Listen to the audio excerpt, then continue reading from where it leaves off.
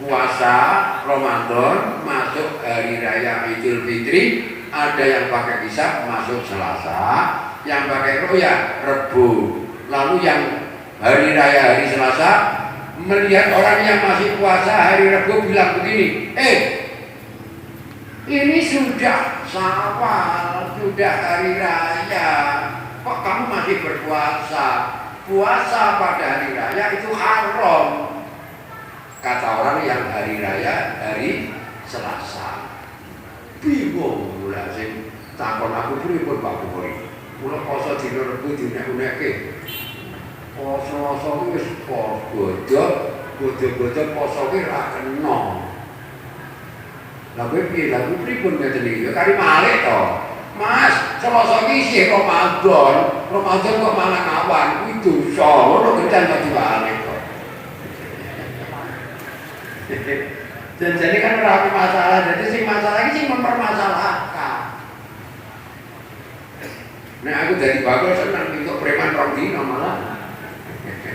Bedane sapa ngerti wis hari raya Idul Fitri hari Selasa, isi ana sing bodho Rebu sesuk, isi ana sing golek pakaian dina Selasa kuwi wae. Lumayan bodho dodol maneh nggih payu. Premane rong dino. Sejak dulu pernah terjadi, saya ceritakan di mana-mana. Pernah terjadi perbedaan hari raya antara bapak saya dan mertua saya, podo kiai ini. Tapi dulu belum jadi mertua saya dulunya. Kiainya itu satu kiai Mas Ruri bapak saya, satu kiai Kolem. Itu podo kiai ini kunjungnya beda. Tapi ya orang tukaran, malah akhirnya malah aku juga mantu. Jadi nggak masalah. Jadi perbedaan hari raya apa karena hisab karena roya jangan dipermasalahkan. Tidak perlu dipersatukan. Pak Yusuf Kalla ketika menjadi wakil presiden zaman SBY, bukan sekarang, bukan zaman Jokowi. Pak SBY, Pak Jokowi kan Pak Yusuf Kalla kan pernah jadi wakil presiden zaman SBY, pernah mengusahakan bagaimana kalau disatukan. Yo, ini enggak dari ya 2 derajat, yang siji muni 3 derajat jadi 2 masjid, yang 2 derajat juga rukunan. Aku suwe-suwe terawih yo rukunan lah, sing siji 8, sing siji 20, sing 20 dilongi, sing 8 ditambahi. Jadi kan munafik kabeh. Wong yakin 8 kalau ngundakno ben rukun, 20 terawih 20 dilongi pira, nah sing 8 yo diunggahno pira. Wis tau ngene wae, sing 8 tambahi 6 dadi pira? 14. Lah sing 20 dilongi 6, 14. Jadi saiki terawih rukunan 14 rakaat. Lah dadi munafik kabeh to. Sing 20 yang munafik, sing 8 ya munafik. Enggak perlu disatukan, enggak perlu disatukan. Biarkan dengan orang yang lain agama saja kita bisa mengucapkan lakum dinukum waliyadin. Agamamu ya silahkan agamamu, agamaku agamamu sendiri. Apalagi dengan sesama Islam hanya berbeda hari raya saja kok. Geger nggak perlu dipermasalahkan. Kowe bodoh apa Mas? Aku loso, emang Rebu wis tak kok. Terang pira Mas? 8. Kamu pira? 20. Sing rapi iki sing rasa apa iki lho.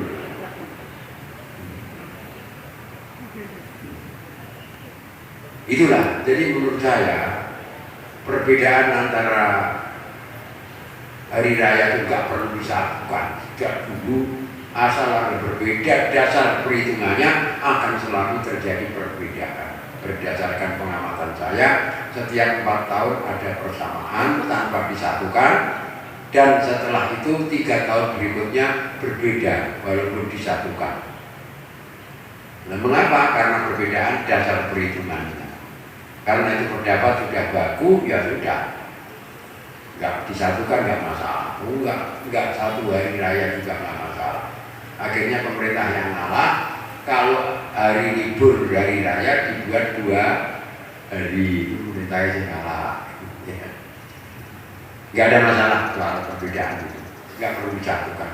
Kalau di alasannya nggak ada kalender global sudah ada, sejak dulu sudah ada kalender global. Kalau soal yang di luar perhitungan itu sudah di luar perhitungan Islam. Itulah yang dapat saya sampaikan. Karena yang diminta uang itu mungkin kami mengajukan, ya mungkin kalau mau rukunan kompromi. Kalau nggak kompromi ya begini terus. Kalau begini terus ya nggak masalah. Ya, nggak perlu pisahan antara. Ada pertanyaan dulu? Aduh, oke,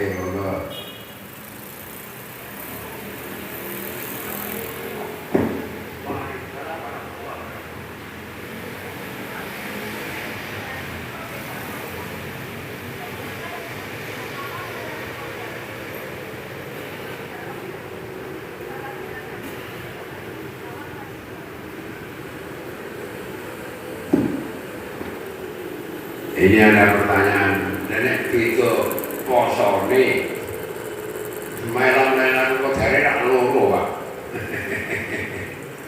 Si poso Selasa, Lailatul Qadar pas upamane tanggal 21. Lah bukan sing bodor, bukan lagi tanggal 20 pak. Lailatul Qadar piye? Lailatul Qadar itu tidak harus malam ganjil dan tidak mesti malam genep. Hanya Nabi pernah menganjurkan taharrau lailatul qadri bil ashril awakhir. Teliti-teliti carilah Lailatul Qadar dalam 10 hari terakhir. Tapi mungkin juga Lailatul Qadar itu 10 hari pertengahan, mungkin juga Lailatul Qadar 10 hari awal. Tanggal 1 bisa, 2 bisa, 3 bisa, dan seterusnya, sehingga tidak perlu dipermasalahkan karena Lailatul Qadar itu hanya 1 malam berjalan mengelilingi dunia.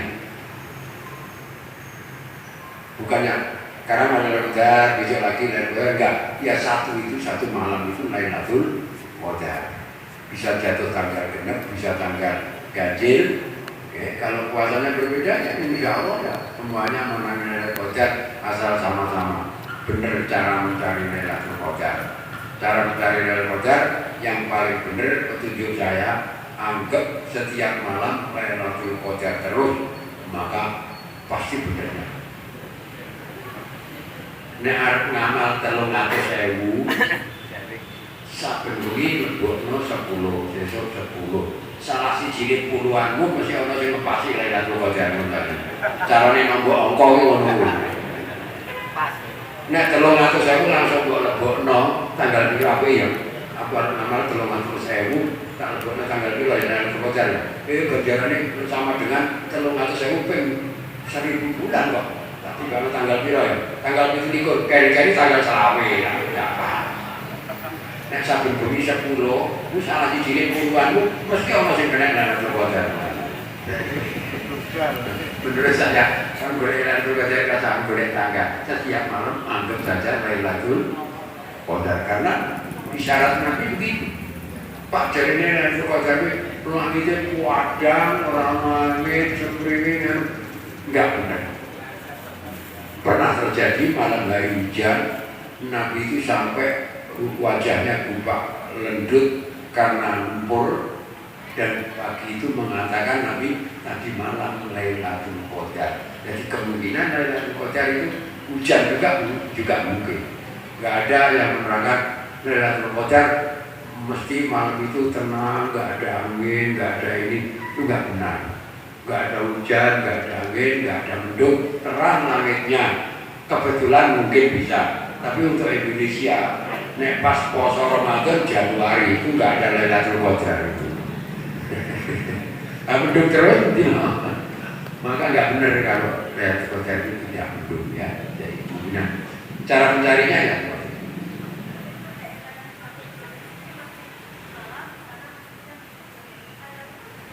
Yang kok nak diliwati toh Pak? Loh, Lailatul Qadar di sini nang kene.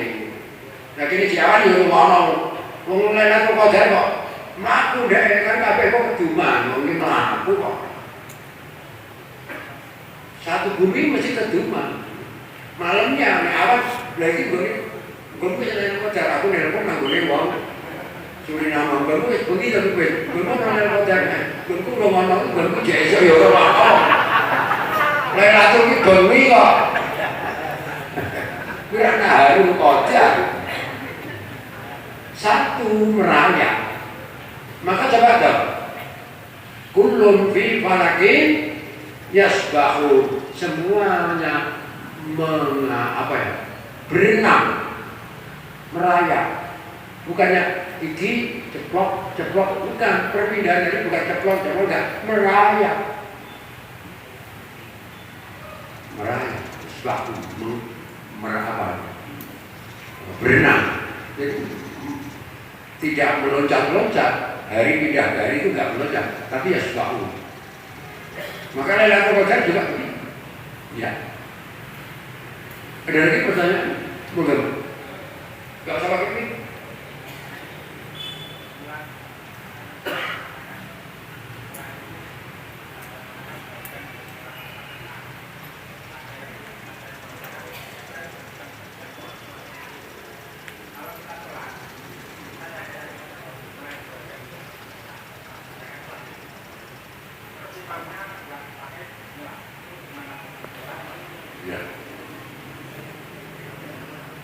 Ada yang berpendapat bahwa Bismillahirrahmanirrahim ayatun min al-Fatihah. Ayatun min al-Fatihah. Ada yang berpendapat Bismillahirrahmanirrahim tidak termasuk al-Fatihah. Oleh karena itu kadang-kadang Nabi mengatakan bilhamdulillah. Jadi sing jenenge Fatihah mulai alhamdulillah.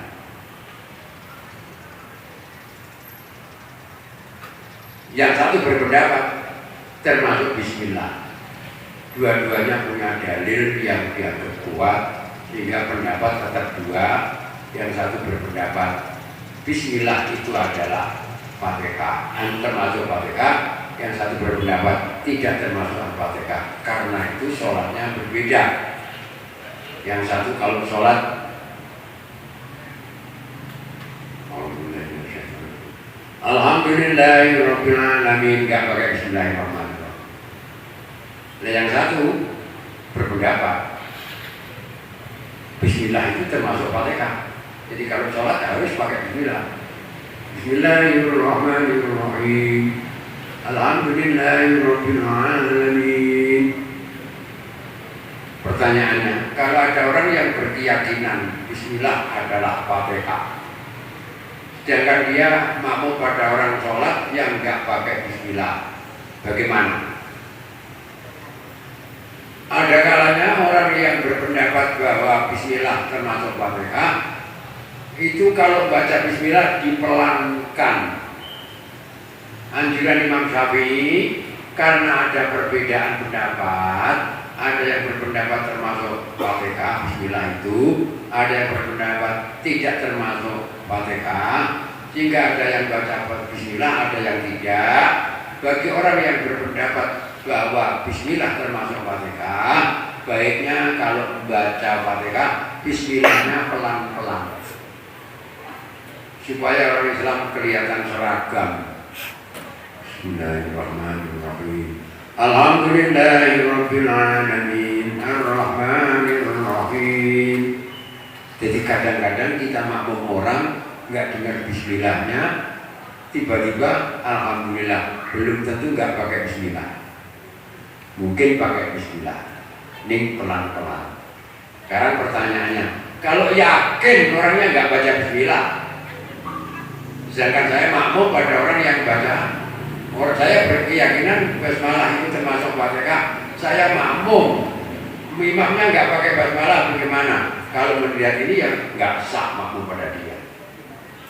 Kecuali kalau intikal mazhab, pindah mazhab, saya mengikuti mazhab yang menyatakan bahwa basmalah tidak termasuk Fatihah. Jadi kalau saya makmum orang itu sah. Kadang-kadang suatu saat dilaksanakan karena tidak mungkin kalau tidak mengikuti mazhab boleh juga.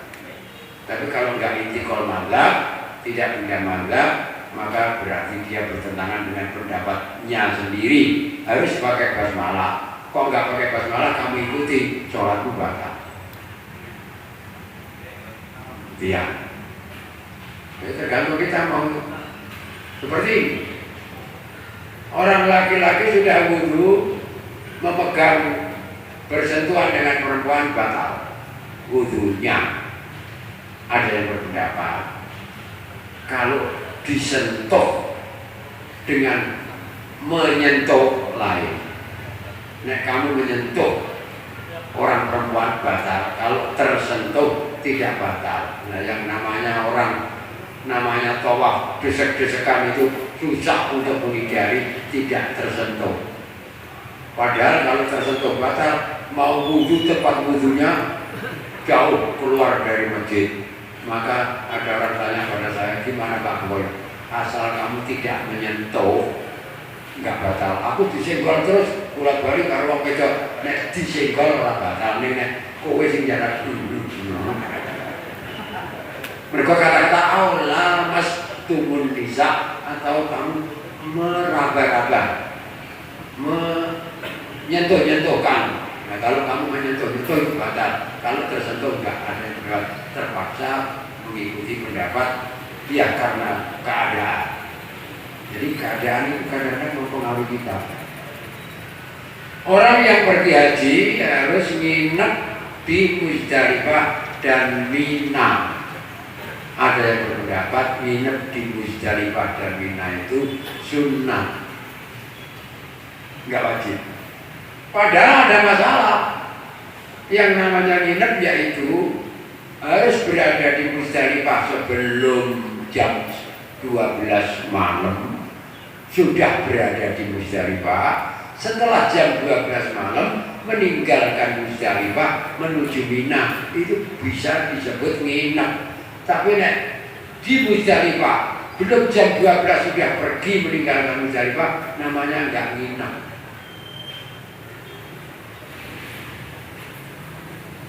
Demikian juga nginep di Mina. Mina itu baitan jabalain. Ini gunung, inilah Mina. Kalau orang juta ditaruh di Mina enggak cukup. Oleh pemerintah Saudi, gunung dibolongi, dibuat terowongan, di luar gunung dipakai tempat kemah. Kemahnya orang haji Indonesia disebut Mina Baru, bahasa Arabnya Mina Jadi. Nek menurut ulama yang tadi itu, yang namanya Mina yang antara dua gunung itu, di luar gunung bukan Mina. Jadi kalau kamu memang mengatakan bahwa nginep di Mina wajib, kamu kalau malam harus keluar dari terowongan, dari Mina Jadi, pergi ke Mina yang ini, walaupun tanggal jam 11 di sini, nanti jam 1 kembali lagi, itu namanya nginep. Ora Pak, nek orang ini, gue melok pendapat yang mengatakan nginep nang Muzdalifah pagi sunat, nang Mina sunat, jadi gak ada masalah kowe. Nah kalau Pak, dan orang pemerintah Saudi bingung.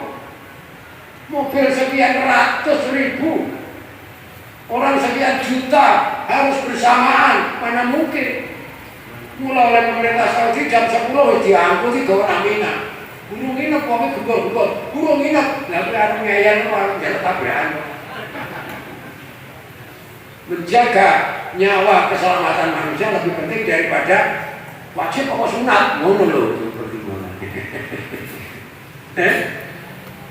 Ngono, jadi kadang-kadang kita terpaksa melakukan karena kepentingan, ya, asal tidak menjadi kebiasaan. Ya itulah jawaban saya. Ada lagi pertanyaan? Monggo. Waalaikumsalam warahmatullahi. Saya punya tetangga sakit di rumah sakit beberapa hari dan akhirnya meninggal. Selama di rumah sakit itu dia tidak bisa melaksanakan sholat dan akhirnya meninggalnya hanya dengan tidak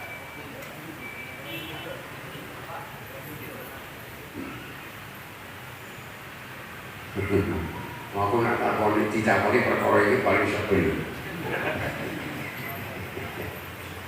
Ana wong lara ora iso salat. Nek wong ngerti kudune ya tetep salat. Lara tetep salat. Rasa tayamum dhewe ditayamumi. Mulane ngajek, rapat ngajek ya lungguh. Lungguh rapat turun miring. Nangan sirahe nang lor, madhep kiblat. Ora kuat miring, Pak. Yo rumah. Rumah ora kuat yo kedhet ya kedhet ngono ta utune. Aku mbok piye kok ngakeh loro ya salat. Bener. Iki loro nang rumah sakit seminggu mati. Lah niku napa angsal kekurangan salat seminggu niku ganti pidak. Niku sing apik keluargane sing ngijoli. Ning ana sing mulai dibidak dibayar pidak. Ana sing mulai. Dadi yo arep gawe pidak yo monggo sing apik di sawuri karo keluarga. Apa ana dalile gak ono? Lah kok ngono Pak Bu. Lah posoe tau Nabi. Ana wong matur kanjeng Nabi. Kanjeng Nabi ibu kula niku sedo ninggal poso, utang poso sebulan. Nek kula poso niate nyauri posone ibu kula napa angsal. Kanjeng Nabi takon, nek ibumu diutang nang wong manungsa kok sauri ora? Nggih kula sauri. Nek ngono, wada'illahi aqwa yubda. Utange nang Gusti Allah luwih pantes disauri. Nek wong ibune diutang poso, anake kena nyauri, lah nek wong duwe utang salat, anake ya kena nyauri apa to? Padha-padha ibadahi. Padha-padha ibadah makdohe. Kan ya oleh bae. Ya ana sing poso ya ana sing pidak, nek pancen ra kuat dibidak ya kan. Paham ya? Aku takon ngono, takon ngene. Biyen nanti saya. Ya pun kersane tambah paham ya. Ada lagi pertanyaan? Ini ada kok takon nang iki. Niat aku salat kanggo ibu kowe ngene lho ya. Kanjeng Nabi, ibu kula seda, bapak kula seda. Napa tesih wonten ngamal kesaenan sing saged kula lapahake kangge ngapiki bapak ibu kula. Bapak ibu wis mati, takon Kanjeng Nabi. Pun seda, napa tesih wonten ngamal kesaenan sing kula nggih ngapiki bapak ibu kula. Sisa kebaikan untuk berbaik pada bapak ibu masih ada apa enggak? Ono. Napa? Salat. Jadi gue nek sholat kanggo awakmu, terus gue sholat kanggo ibumu. Sholat kanggo awakmu, bar sholat gue sholat kanggo ibumu, bar gue sholatnya kanggo pakmu. Niatnya sholat gue kanggo bapakku. Ono hadise kan. Nggih. Jadi nek poso utang nang Gusti Allah, anake nyaur kena, mengapa tidak? Sholat juga boleh anaknya bayar. Ada lagi pertanyaan? Niatnya ingsun sholat kanggo ibuku ngono wae. Akhir-akhir niatnya kan hati. Ada lagi? Bapak Perdana Jaya, mami karena kita berkali-kali ada musibah ya. Kita mohon pada Allah SWT. Kita dihindarkan dari berbagai macam musibah yang silih berganti, datang silih berganti. Lalu ada musibah yang di Indonesia secara lokal itu karena kebodohan bangsa Indonesia, karena kebodohan bangsa Indonesia terjadi musibah asap, kebakaran hutan, asap di mana satu daerah dipenuhi dengan asap sehingga mengganggu pernapasan. Saya bayangkan kalau saya di situ mungkin sudah mati, karena paru-paru harus mengisap karbon setiap saat. Saya baru dicintai orang sana. Untuk bisa survive, tetap hidup, dia setiap hari harus membeli oksigen. Oksigen yang disedot itu, dan rumahnya harus dipasang filter asap. Yang mampu, yang nggak mampu yang masuk rumah sakit sampai ada 40.000 orang yang sudah masuk rumah sakit. Itu menurut saya musibah. Orang lain menganggapnya nggak apa-apa. pejabat mengatakan nggak apa-apa, harus dibantu, harus Singapura menawarkan bantuan, nggak usah, kita bisa mengatasi. Ternyata barang juga orang mati-mati lagi jalur dulu. Dia ini ditawari nggak apa-apa, nggak bisa. Guling-guling minta bantuan pada Singapura, Malaysia, RRB dan Rusia untuk membantu pemadaman. Dulu tidak gobloknya orang Indonesia. Kok mengatakan gobloknya orang Indonesia? Setiap tahun terjadi.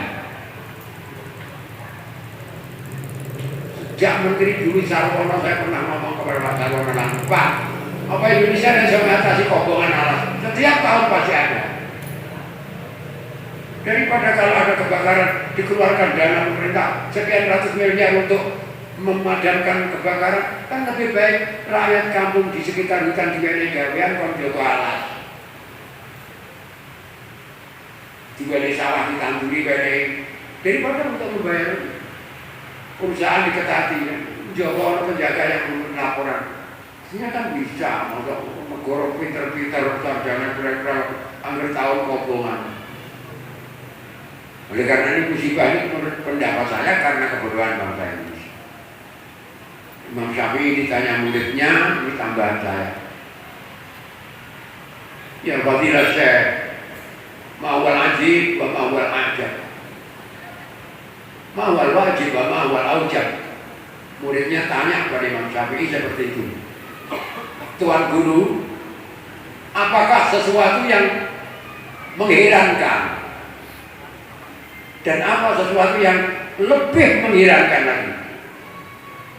Ma'wal ajib wa ma'wal ajab. Jawabnya Imam Syafi'i apa? Sarfud dahri ajibun. Peredaran zaman itu ajib, mengherankan. Perjalanan sejarah itu mengherankan. Tapi kalau ada orang lupa kepada perjalanan sejarah, lebih mengherankan. Sudah tahu orang pangkatnya tinggi dihormati orang karena korupsi dihinakan sampai anaknya sekolah pun malu. Ngono kok isi apa sih beda korupsi panen? Ini mengherankan lah. Lebih mengherankan.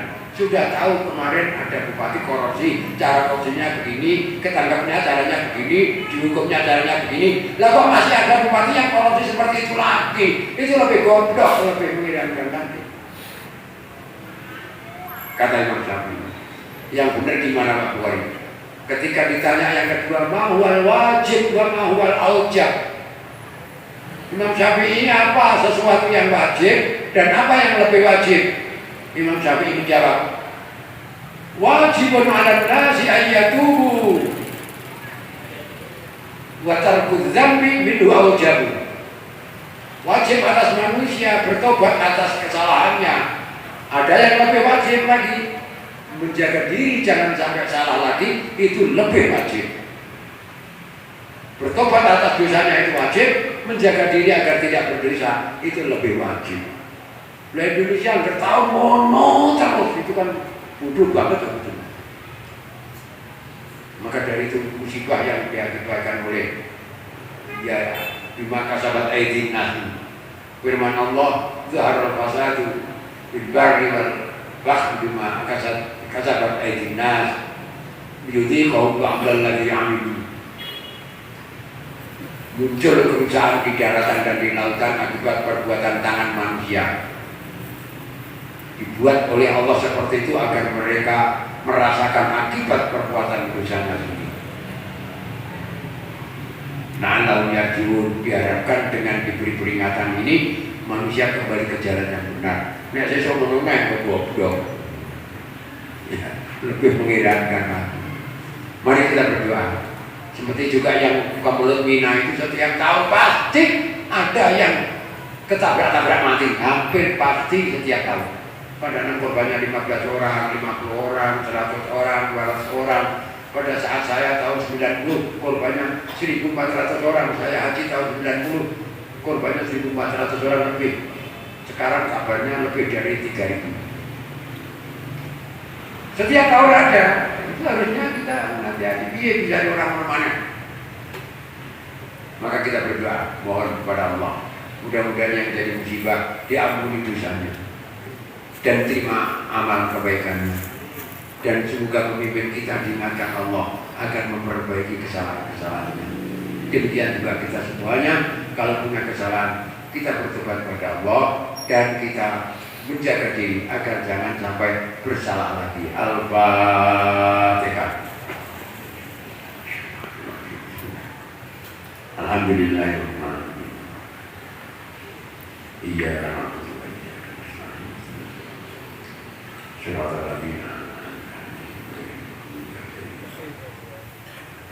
Allahumma salli ala sayyidina Muhammad wa ala sayyidina Muhammad sayyidil awwalin wal akhirin. Wa sallim wa radiyallahu ta'ala an bisalatil ashabi rasulillah ajma'in. Allahumma bi barakatil Fatihatil mu'azzamati wa sabil mathani. Inna na'udzu bika ya Allah min fitnatil mahya wal mamati wa min adzabil akhirah. Allahumma inna ala dzikrika wa syukrika wa ala husni ibadatik. Allahumma ij'alna minat tawwabin wa la taj'alna minal mutakabbirin. Allahumma ij'alna minat tawwabin wa la taj'alna minal mutakabbirin. Waj'alna ala ni'matika syakirin wa ala balaika sabirin. Allahumma ij'alna ala ni'matika syakirin wa ala balaika sabirin. Rabbana atina fid dunya hasanah wa fil akhirati hasanah wa qina adzabannar. Wa adkhilna al-jannata ma'al abrar ya aziz ya mukarram ya rabbal alamin. Sallallahu ala sayyidina Muhammad wa ala alihi wa sahbihi wa sallam. Subhana rabbika rabbil izzati amma yasifun. Wassalamun ala mursalin walhamdulillahi rabbil alamin. Cukup sekian, apabila ada kekurangan minta maaf. Allahumma ighfir lana wa bidzalik. Assalamualaikum warahmatullahi wabarakatuh.